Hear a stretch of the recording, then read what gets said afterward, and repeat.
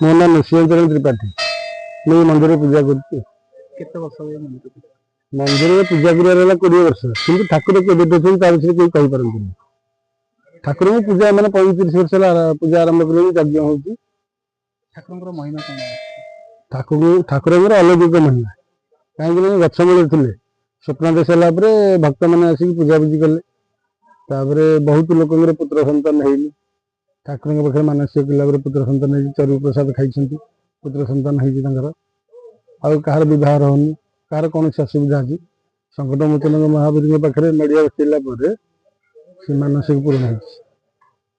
ଠାକୁରଙ୍କର ଆଉ କିଛି ପର୍ବପର୍ବାଣି? ହଁ, ଠାକୁରଙ୍କର ମହାବିଷୁବ ପଣା ସଂକ୍ରାନ୍ତି ଠାରୁ 10 ଦିନ ଧରି ରାମଚରିତ ମାନସ ନବାହନ ପାରାୟଣ ଯଜ୍ଞ ଆରମ୍ଭ ହୁଏ।